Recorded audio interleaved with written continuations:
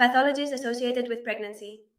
The pathologies that are mainly known by everyone usually include gestational diabetes, reflux, hypertension, preeclampsia, fluid retention or edema, cravings, and even emotional management itself. Yes. Do you think what problems it could cause? First, the most famous one that you mentioned before is gestational diabetes. What can provoke it? Okay, gestational diabetes is also important to control and study. All women are always given the glucose curve test and needs to be monitored because it is dangerous not only for the mother but also for the child. There can be macrosomic effects and it can generate problems and risks at the time of birth. Reactive hypoglycemia in the newborn, in the end, it is important because it directly affects the child, not just the mother. And let's see, gestational diabetes can have a certain predisposition. They always logically ask you if you have had diabetes before and so on. But if you don't exercise, if you have a diet very high in sugars and excessively high in calories, but of poor quality, I mean, logically, we are going to increase our calories. It is not the same to increase it with good fats, polyunsaturated, consuming more vegetables, consuming slow absorbing carbohydrates, then suddenly starting to eat a lot of carbohydrates, a lot of sugars, and all that will affect. Besides having a certain predisposition, not moving, we haven't talked about it, but it is also part of nutrition. I mean, maintaining physical activity during pregnancy is essential and will also help you regulate your insulin levels. In the end, in every pregnancy, there is a certain natural insulin resistance, okay? Because we need to have more sugar available. In the end, the hormonal change itself predisposes us to this being the case. I mean, this is something natural. What happens is that if this natural resistance of our cells for more sugar to be available for our fetus is accompanied by an excess of calories and sugars, and we do not move, then we can predispose ourselves. So, when a woman has gestational diabetes, which is especially more dangerous or more common from the second or third trimester onwards, everything becomes much more complicated. And then the first part to control it is diet and exercise. And if it is not consumed, I mean, if it is not achieved, then in the end, they also end up giving you insulin. So, well, it is about creating greater awareness of the importance of taking care of all these aspects that will help us control it and come in optimal condition. Also, if you enter pregnancy with excess weight, it can also affect you as you already have a baseline metabolic resistance. So, well, that especially needs to be accompanied by good habits, as in most cases, it is controlled simply by avoiding sugar. In pregnant women, excess carbohydrates, and starting to engage in physical activity to stay active and help the body. Among all the pathologies I have mentioned, apart from gestational diabetes that we just talked about, with diet, how could we control or avoid these different pathologies?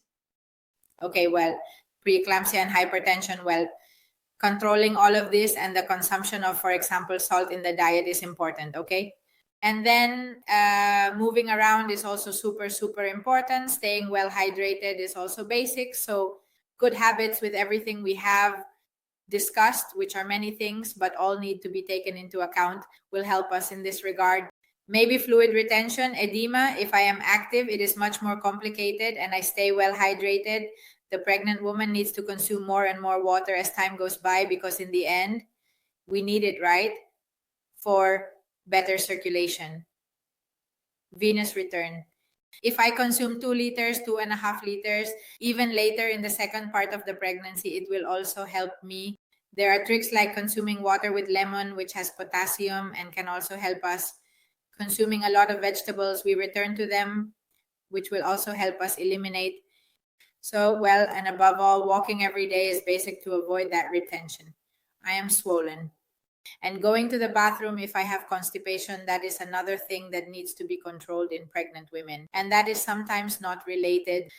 If I have constipation, I mean, if there is a blockage at the visceral level, if I don't go to the bathroom well, I have constipation. I don't drink water. That is, if it doesn't help my detoxification organs, the intestines, the kidneys, and the liver, there will be a much greater blockage at a general level and much more toxicity, and it will predispose us to all of this, okay? So let's pay attention to these three very, very important organs. And then reflux, well, apart from, as I have already said, preparing the intestines before pregnancy, eating small amounts, but more often can be a help for those who have it, not having large amounts of food at once, but eating every fewer hours, which curiously, if we are not pregnant, is recommended the opposite, not to eat constantly, but it is something that can help, okay? And then, well, there are certain infusions like ginger tea that can also help us a little to calm down, chew well, not eat quickly, okay? Chewing food well. I mean, not just what I eat, but also how I eat it is important to avoid that reflux. The diaphragmatic pressure is increasing more and more, and I have to eat slowly, chew, not drink a lot of water during meals. It's better to drink it outside of meals. All those healthy habits are important and will help, although sometimes reflux exists along with nausea and other issues. And then staying calm as well, which I think is the most difficult of all. But a woman who lives very stressed, eats very quickly, eats poorly, doesn't walk, doesn't go to the bathroom. We combine all these factors that seem many but are present in many people. Of course, everything starts to get complicated, and you don't find yourself in the same physical state. If you are emotionally well, feeling good, then logically you will want to eat healthier and you will have less anxiety. So that is another aspect that I don't work on since I'm not an expert in this, but I do ask my patients a lot. I mean, I keep it very, very present. And when I see there is a problem, I encourage them to work on it. As I always say, it is a fundamental pillar. You can't eat very well, but if you don't do physical activity and don't manage your stress, we won't feel good. Everything has to go hand in hand. So either we work globally and with an integrative attitude, or we won't achieve feeling good. Exactly. Working with always multidisciplinary teams and each one attending to their part. Exactly. That is fundamental.